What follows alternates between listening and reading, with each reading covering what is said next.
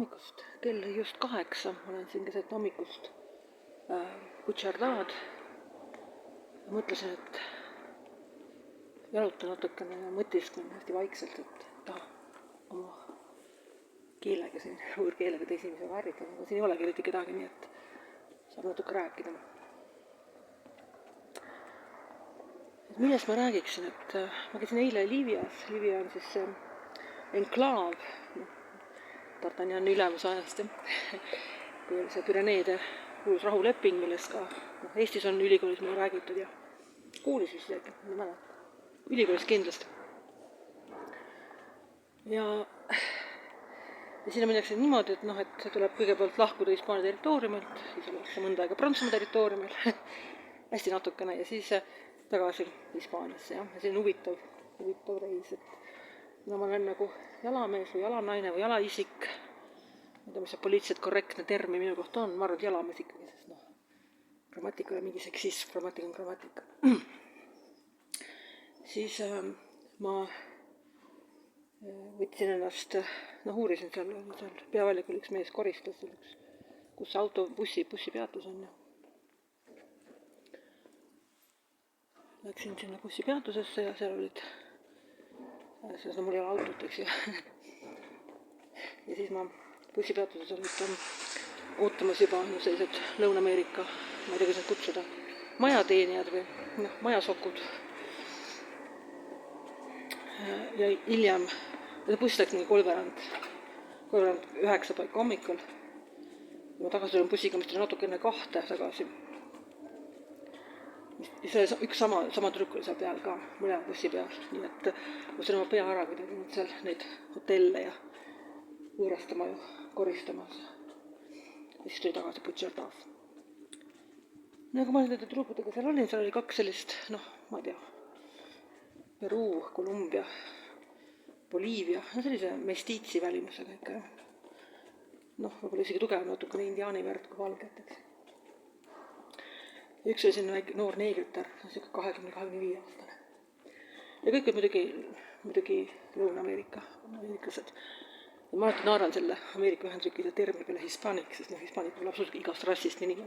Mina võiksin ka olla näiteks, kui ma oleksin sealt kandist pärit, eks ju, see on sündinud ja edasi. Ja ma natuke rääkisin omavahel natuke, näha, nad tundsid, eks ju, 11. Ja ma natuke rääkisin ka, aga muidugi vähem, sest ma ei olnud oma inimene. Ja nüüd juttu kuulates, see 20-25 aastane tüüruk, ma nägisin välja, et peaks keskkoolis olema ausalt öeldes, aga ma arvan, võib-olla kell 25 juba jutu järgi, sest tal oli see mure, et tal on kodumaal väike laps ja ema ja seal on suur unistus, et saaks nad tuua enda juurde elama, aga see unistus saab täituda 5 aasta pärast, saab täituda 10 aasta pärast, täituda mitte kunagi. Nii et põhimõtteliselt on tegemist inimesega, kes teab, et need on täiesti võimalik, et ei ole mitte kunagi elus oma last enam, oma ema enam kunagi. Või näeb 10 aasta pärast, eks. Ja see on hästi tavaline, et kui ma olin muidugi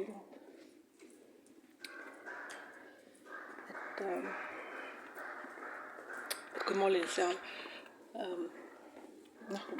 varem elasin siin riigis, siis ma mõnikord suhtlesin inimestega ka ja see on hästi tavaline, et hästi noor tüdruk saab lapse, eks.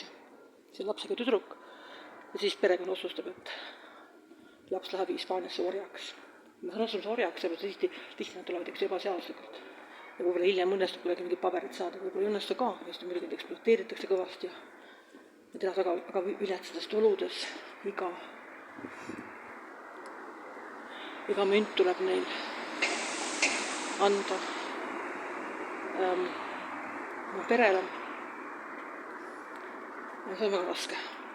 Ja siis ma seda juttu kuulates, üks vanem, kes juba vanem naisterahvas ka selline, Lõuna-Ameeriklane, tema ütles väga targa lause. Ta ütles, et siin riigis on vähemalt üks asi, meil on siin lootust. Meil on lootus. Ja see pani mõtlema nende Eesti, ma ei tea, ära helitatud tibukeste peale, kes voldivad ja voldivad, eks ju. Mõnegi tibukesed, kui pole enam üldse kinnisvara, eks ju, pole kodu, oma vanemaid ta kui kunagi ei näe. Kui tal on mingi väike laps, siis võib-olla seda ka kunagi enam ei näe. ja, aga mis on hämmastas nende inimeste puhul, ma ei taha nagu mingit depressiivset mõtiskust siin praegu teha, oli see, et nad naersid, nad naeratasid. Nad olid nagu hetkes, ma arvan, see hetkes olemine osaliselt sellepärast on nüüd lihtsameelsed, nagu lihtsam inimene, harimatu inimene ikka nagu natukene loomale lähemal, ta elab rohkem hetkes, ta ei mõtle liiga palju minevikule, ta ei mõtle kas huvitavaid tulevikud stsenaariumi välja, mis kunagi realiseerib nagu nii, eks ju. Või siin on see konservatiivne ajaleht, või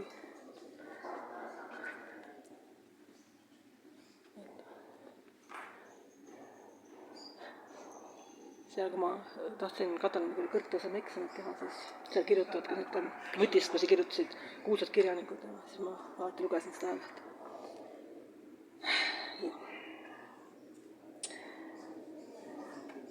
Nii inimesi on siin jälle teega. Mõõda.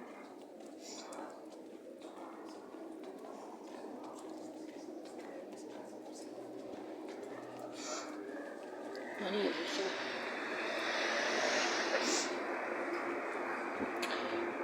need inimesed elavad nagu hästi olevikus, sellepärast nad ei kannata, ütleme, minusugune selles olukorras ennast tappuva sooritanud, aga nemad nõukevad vastu. Ja seda juttu kuuldes ma sain ühest asjast väga juttu aru, ma sain aru, et selline suguelu või seks, kuidas öelda, et see on tegelikult rikkurite meelelahutus. Siis ma arvan, et need noored tüdrukud, kes on lapsega ja kes võid oma lapse hülgama ja tulema Hispaaniasse orjaks, eks ju. Nad ei muretse seda last, see laps tuleb ise, sest ööd on sumedad ja paar õllekest ka ja see sama stsenaarium oli tegelikult, kui ma seal Liivias olin, siis ma olin ühes söögikohas, kasutasin ära seda võimalust, et Liivi on nagu, ei tea ise ka, mis ta on, kas on Prantsusmaa, ametlikult on Hispaania, aga seal on hästi palju prantslasi ka, siis nad, kes tulevad turistid, eks ju, ja siis, kes seal lähedal töötavad, mingid teetöölised, eks ju, Prantsusmaa, tulevad Hispaanias näiteks lõunat sööma, sest see on võib-olla lähemal geograafiliselt tulla. Ja siis on seal lõuna pikem kui muidu Hispaanias, et hakkab juba 12.30, Prantsusmaal hakkab 12, eks. Ma kasutasin võimalust, et kuna see prantsuse süsteem on ka, kõik menüüd on, kui selles kahes keeles on, antakse enamasti, paljus kohtas on niimoodi, et on prantsuse ja katalani keeles, mõnes osas on hispaania keeles ka. Et siuke mõnus kolmkeelne paik. Ja ma siis kasutasin võimalusel varem siis süüa, mida hispaanlast enamasti teha ei saa. Ja üldse ei tegelikult ei saa teha, mitte enamasti. Et Liivias selline võimalus oli. Ja see oligi prantslase oli seal samas üks kõrvalood oli mingi prantsuse mingid töölised, teetöölised. Ja siis ja kuulsin, kuidas seal baaris oli ka üks Lõuna-Ameerika tütarlaps. Ja seal tuli selline, üks meesterahvad ka Lõuna-Ameerika temaga vestlema, player selle kohta nagu on palju öelda. Pigem ikkagi ingliskeelne sõna see FUCK, nõrk BOY, eks ju, nagu välja ütlema. Ja see lõdvab üksikummiga olevus. Ja siis see loos tuli välja, et see tütarlapsel on ka kodus ikka väike laps ja kõik on, see on hästi standard olukord, et väike laps ja sellest hoolimata, et ta on nii palju juba kannatanud, ta ikka flirdib selle lojusega, ta ikka flirdib. Miks? Ja hiljem ma nägin seda sama lojustust teises paaris ja teise tüdrukuga eest mööda mindest ära, nii et täielik süür, täielik süür. Nii, siin on Veritas, see on üks mitte tõepood, vaid see on orgaanilise, biodünaamilise mahetoidu pood. Siin on pärast on tulla, siin on head toidud, maksavad vähem kui Rimis tavaliselt toidud, ma arvan.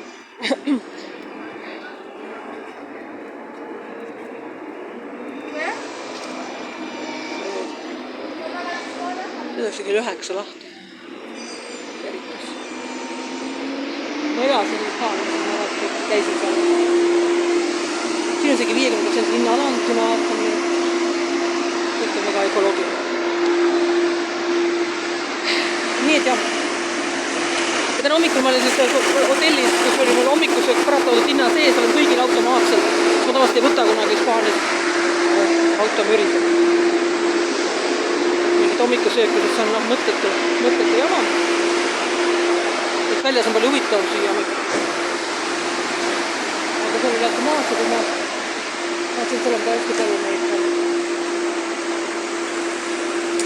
hästi palju neid teetöölisi, nendes samades kollastes vestides, mida lennujaamas kantakse. Ja noh, hingavad nagu paksult mitmekordse tee, ma ei tea, mingi läga ja muda, nagu halli sellise läga kuurikute all, eks ju. Ja kuule, mida alati kohvi võtsin ja leiba röstisin, siis ma kuulsin, mida nad räägivad oma vahel ja ikka rääkisid oma vahel, palju keegi alimente maksab ja mitmele lapsele ja väga palju ja selline olukord, nii et jah, et nagu ma olen aru saanud, et pole väga mõtet enam inimesed küsida. Paljud peavad see olulises infokilluks, et palju keegi näiteks teenib. Mina pean olulises infokilluks, et palju sul see raha alles jääb, eks. Et kui sa üks rääkis, et peab igale lapsele mingi 400–500 eurot kuus maksma alimente ja päris mitu neid, nii et ma ei tea. Jah, et selle puterduse mõttis, kus see jälle ilmselt tuleb.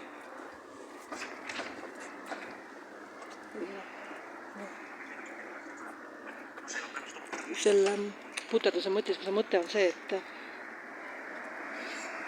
nagu seks on ikkagi rikkurite meelelahutus, sellepärast, et jah, vaene inimene jõuab sellega otsejoones purgusse. Miks ma seda võin seda öelda, et käi kindlusega on rikkurite meelelahutus, ma kunagi töötasin ühe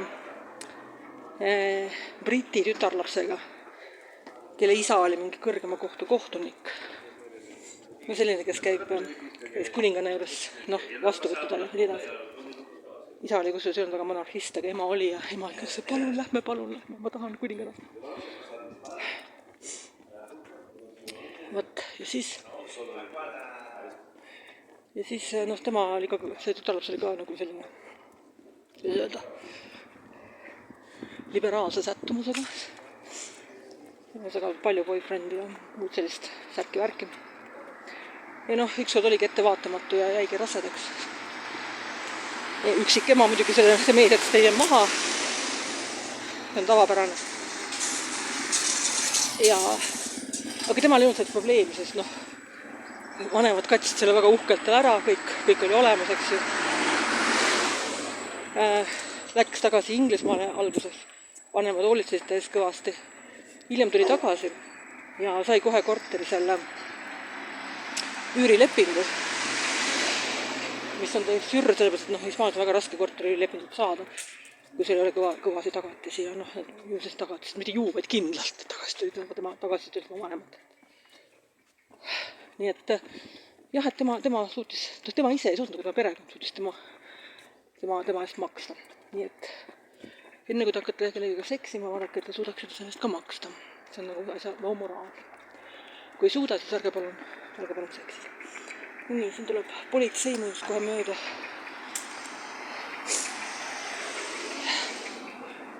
Läks mööda, nii. Mossustes skuadra, see on Kataloonia oma politsei. Nii. Vot. Siis ma ikkagi tuleb koerakesega kohe mööda.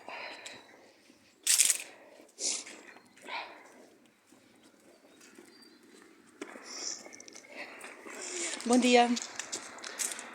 See on viisakad, ütlevad tere. Sellega on, ma mõtlen, see on Eesti välismaa kõige raskem ümber harjuda on see, et sa oled Eestis seda teades, sa pead inimesele nagu näkku põrritsema vihase näoga, sest kui sa ütled kellegi tere, siis sind tapatakse ära. Ja ma ei tee nalja, sest ma kui ma Katalooniast Eestisse tagasi tulin elama, eks ju, siis ma esimene 2 sõna, ma muidugi tervitasin inimesi nagu mingi külahull tervitasin kõik ja siis ilmselt 99% ileksis mulle sellise vihase küljuga vastu. 1% vastu tere. Aga ja siis oli siuke tunne, nagu ma oleks mingi põrgusse sattunud või midagi sellist. Ja ma tulen tagasi, et kodus meil on ikka võbelus hinges, et nagu ei julge enam inimesi tervitada üldse, et tahaks nagu tegelikult. Tegelikult oleks pidanud talle võib-olla esimesele isegi tere ütlema toimumist. Tegelikult on võib-olla noorem, võib-olla vanem, ma ei tea. Raske minu vanuses öelda, kes on noorem ja vanem.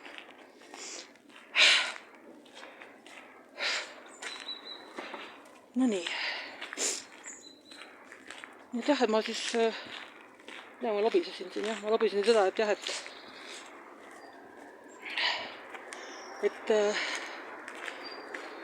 see, inimesed nagu see kirgede maailm, eks ju, et sa tahad nagu hetkelise naudingu saada. Ja sellest maksad räiget hinda. Ja tegelikult naljakas pole see ka, et kui sa oled, eks ju, naisterahvas, eks ju, siis on teada, et naiste ja meeste vahel on teatav, kui seda kutsutakse ametlikult vist orgasmi lõhe. Aga on selline teatav anatoomiline eripära, ütleme niimoodi, või vaimne eripära. Et naiste puhul on seks palju ohtlikum meelelahutus kui meeste puhul, eriti kui on viljakas eas meesterahvas ka. Esiteks sa ei saa sellest nii palju ilmtingimata, eks ju, suured riskid. Ja teiseks, pärast saad Hispaaniasse orjaks, nagu need Lõuna-Ameerika tüdrukud. Aga jah, tegelikult on huvitav, et mul ei ole seda autot, et ma pean igasuguse rahvaga suhtlemisest, oleks ma selline tüüpiline Eesti beib. Muidugi beib enam ei olnud, aga ütleme niimoodi. Siis ma olen siin juba Širbeki pargis. Mu lemmikpark, mu elu, maailma kõige ilusam park, Širbek. Miks taanlasel vist nimetavad, kui ma ei eks. Ja siis, mida ma tahtsin öelda? Et kui ma oleksin Eesti beib, siis ma kujutan ette, et Barcelonas lennukil rattad vastu maad, eks ju, siis kobiks kohe mingisuguse muidugi boyfriendiga, kes on valitud vastavalt vasakule ajupoolkerale, eks ju, mitte paremale. Sest inimesed võtavad ka vasaku, normaalsed inimesed jutumärkides. Jookse sinna rendiauto sinna leti äärde, krabaks võtmed, eks ju, boyfriend juhiks siia kohe Pireneedesse, märatsevad neegrid ja araablased jääksid olemata. Ei peaks riietama nagu kaltsakas, sellepärast, et on ohtlik. Ja nii edasi.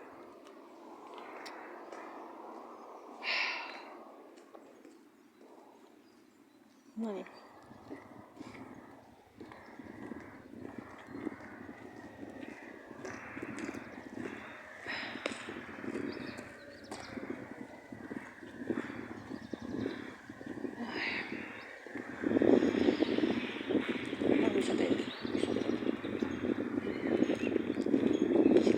Nimekiri kõikidest lindudest ja peilmiseks linnud, näed.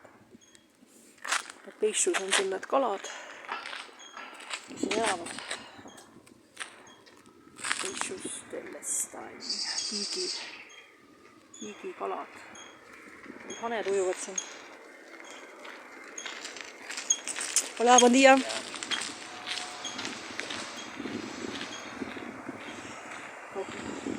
Loodan, et ma hakkasin liiga palju tervitama inimesi, sest mina tulin Eestisse ja hakkan igat kolli tervitama ja siis kõik vaatavad niisuguse kurjapilkuga, nagu peaksin paha inimene, julm ja vastik ja juhke. See on see nali tegelikult on, et kõik kurdavad, et prantslased on ebaviisakad. Prantslased on ebaviisakad, kui nagu Pariisist ja mingitest linnadest ja teatav sotsiaalne kõik prantslased on jälgimaid olemusi maailmas. Ma olen täiesti nõus. Aga ütleme, 99% prantslased on täiesti normaalsed ja kenad inimesed ja väga viisakad ja toredad. Ja probleem on selles, et nende viisakusreeglid on sellised, et kui sa lähed näiteks kuskile väike linnas, lähed kuskil pagaräri, saad väikse sarve saia osta ja sa lähed sinna leti juurde, et palun mulle üks sarve sai, või sa lööd prantsuse keeles, siis sa oled käitunud jõhkralt ebaviisakalt. Et esimene asi, kui ta astub sisse, sa pead kõva häälega roigatama tere. Ja samamoodi, kui sa oled kuskil infolaudu kuskil hotellis või kuskil, vahet pole kus mingis büroohoones. Ja sa lähed infolaua juurde ja ütled, et vabandage, mis korrusel asub see ja too. Sa oled käitunud jõhkralt ebaviisakalt. Sa pead ütlema tere, mis korrusel asub see. See tervitamine on nendeks väga oluline. See on nagu inimese alandamine, kui sa teda ei tervita. Ja kui see inimene on nagu ühiskonnas välja lükatud, kui teda ei tervitada. Aga Eestis on asjad teisiti. Ja võib-olla Eestis on ka mingi omavõtte võlu, et sa ignoreeridki inimesi. Mingi hetkel tegi see mulle haiget, mingi hetkel ma arvasin sellega ära. Jälle. Nagu ikka. Ühiskond ongi erinevad, eks igal ühiskonnal on oma eelised ja oma puudused. Aga see on küll, et kui meil Eestis on mõnikord tekkinud mõne inimese vastu väga soe tunne just sellepärast, et ta tervitab. Et see on nagu väga, ja ma olen harjunud ära, et läheb mööda keegi tervitaks. Mul on õnneks eelis ka, et ma olen 50-aastane naisterahvas. Ma olen väga vähesed inimesi esimesena tervitanud. Ainult endast vanemaid naisi. Et surubi sisenes võib-olla ka. Ja muul juhul ma ei pea. Teised peavad mind esimene tervitama. Ja kui seda ei tee, siis ja siis keegi teeb, siis ma nagu tunnen, et ma olen võib-olla natukene natukene parem inimene kui... seal on luiged, nosivad rohtu. Luiged nosivad rohtu. Ma lähen hästi väikselt lähemale, keeran mobiili teistpidi, et lõpetame siis luige onudega ja luigetädidega. Selle mõtiskus ära. Luige onud ja luigetädid lendu muidugi tõuse mind nähes. Veel hullem, kui nad mulle kallale ei tule, sest siin on päris kopsakad linnud. Ma mõtlen, et inimesed lähevad hästi suurte kopsakate linnude vahet, mis kus kurja häält lähevad rahulikult mööda. Aga mind inspireerisid pardid, et kui pisikesed pardid julgevad nende lähedal töllerdada, siis julgen mina ka. Aga nende Sheerbecki linnud on ikka Tartu ema ja mingi pardinarakad ja varese narakad neile ligi ei saa. Ma ei tea, kas te näevad, näete nüüd luiki. See on luiged. Ma tahan segada. Haned ka, jah. Mõed haned ka. Kõik on sõbralikult koos. Ei ole mingit liigilist diskrimineerimist. Kõik on poliitiliselt korrektne. Valged luiged ja hallid haned. Rassismi ka ma ei näe. Mitte midagi ma ei tule. Issand, kui ma olen tõsineselt Eesti pulk. Aga trikk on see, et tuleb mitte suhestuda ja tuleb kuidagi ennast kokku võtta. Mingi vaimne paralüüs ka, et ma hiljuti mõtiskasin, et võiks kuulsusid, kui nad surevad, siis pannakse teade meediasse, et suri. Ja ma nägin hiljuti ühtegi elus, ma olin tööintervjuul käinud ja kus ma pärast tööd ei saanud, kuna ma olin vales soos. Mulle öeldi, helistati tagasi, öeldi, et te olete kõige parem kandidaat, aga kuna üks meesterahvas oli ka, siis temale anname tööd. Ja ma võtsin suure soojusega selle inimese peale. Suure soojusega, sellepärast, et see ausus oli värskendav. Ausus. Et see, mis toimub, ütleme, praegu on kõik sellised, ingliskeelne termin on yes man, eks ju, kõik ütlevad sulle ja. Pärast on nagu ei. Pärast on, kus sa oled saadanas. Mis tegime sellega paralüüs, sa ei suhte inimesega suhelda teile piisavalt nagu siirad. Miks ma pean suhtlema inimesega, kellel on vasakaju pool, kes teeb surra-murra ja parem on juba ammu ära kärvatanud ja surnud. Nii, aga olgu, ma tahan jalutada ilma selle neetud mobiilita selles kaunis pargis ja siis ma pean täna teise hotelli minema, sest nagu ikka äppide kraapi elu, et ühest hotellist roomatakse teise, et raha kokku hoida. Nii, olgu, näeme.